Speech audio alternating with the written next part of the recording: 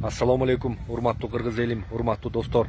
Бүгүнкү кайрылуум, бүгүнкү көрүп аткандай акыбалы өтө кыйын болуп атат. Илдет күндөн күнгө күчөп атат. Андан сырткары да бийликтин алсыздыгын көрүп атабыз. Буга чейин жакшы чараларды көрүшпөйт. Андан азыр бүгүнкү күндө элдердин баарын сын пикир айтып элдерге доомат тартып атышат. Мына көчө мурда күнү Кыргыз Республикасынын жогорку кеңешин көрүп атасыңар. Түнкү саат 11:30 чейин 120 депутаттын ичинен 30 гана депутат отуруп алып, каалагандай нары калчап, бери калчап, бир депутат 20-дан 30-тан кнопканы басып атышат. Бул мыйзам жол береби? Регламент жол береби? Төрага каяктуу карап отурду. Эмнеге мындайга жол берип атасыңар? Деги эле өзүңөр жогорку кеңештин депутаттары буга чейин эле кандай бизди шерменде кылып келдиңер. Эки ооз сөздү сүйлөй албайсыңар, жазып берген нерсени окуй албайсыңар. Уят кылып келдиңер.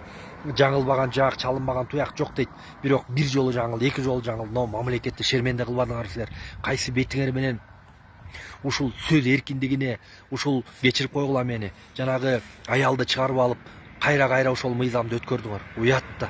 Канча деген 60-тан ашык мыйзамды өткөрдүңөр. Уят да. Эмне үчүн силер түнкү саат 11:30 чейин башка маселелерди көтөрбөйсүңөр? Буга чейин мына коронавирус деген илдет күндөн күнгө күчөп атат. Эмне үчүн ошону чогулуп алып талкуулабайсыңар? Эмне үчүн ошого даярдыктарды буга чейин көргөн жоксуңар? Эмне үчүн бүгүнкү күнгө чейин чек ара маселесин карабайсыңар? Бүгүнкү күндө чек арада жашаган биздин бир туугандарыбыз жандардын ооздоруна тиштеп жашап атышат. Эмне үчүн жайыттарды чыр кылып атасыңар? Эмне үчүн маселелерди чечпей атасыңар? Тоолуу региондордо электр энергия тармагында кандай чоң проблемалар бар? Кандай авариялык состоянияда мектептер бар контейнерде окуган?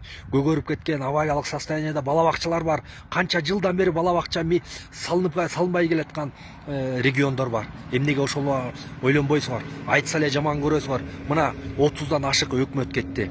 Эмнеге жетиштик биз? Бүгүнкү күндө Кыргызстандын тышкы карызы мына акыркы карантинде акча алган акчалар менен чогулуп 5 миллиард долларга чукул карызыбыз болду. Муну ким төлөйт?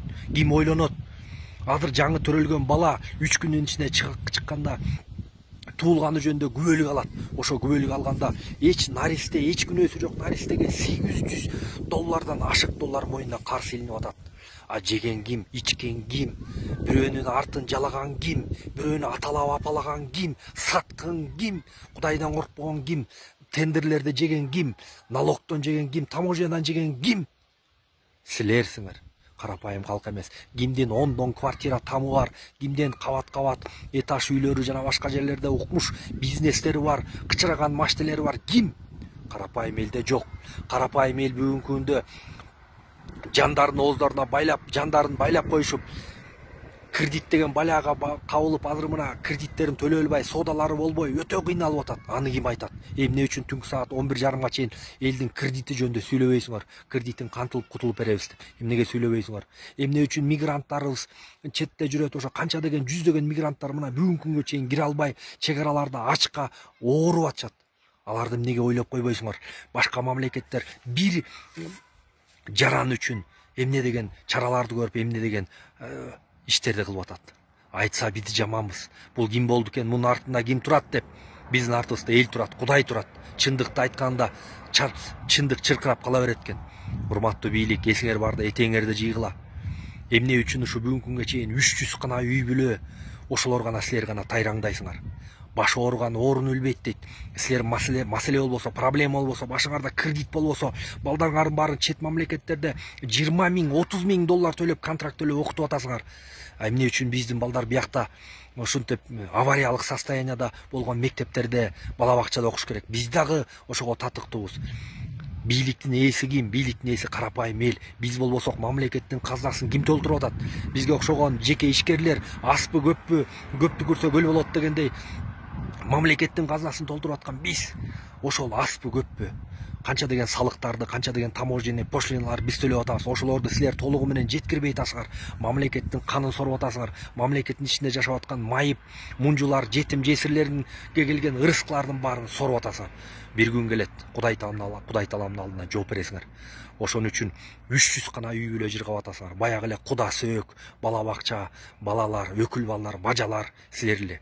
Ойлоп атасыңар, кайра келебиз, акча менен урабыз, элдин добушун сатып алабыз, эл эмне алданат деп. Кудайын бетин ара кылсын. Мен толугу менен ишенем. Мен болбойын депутат. Бирок Кудайым буюрса алтын муунубуз чыгып келатат артыбызда. Илимдүү, билимдүү балдар бар. Шумдук балдар бар. Иштин көзүн билген эжелер бар, байкелер бар. Ошолор болот.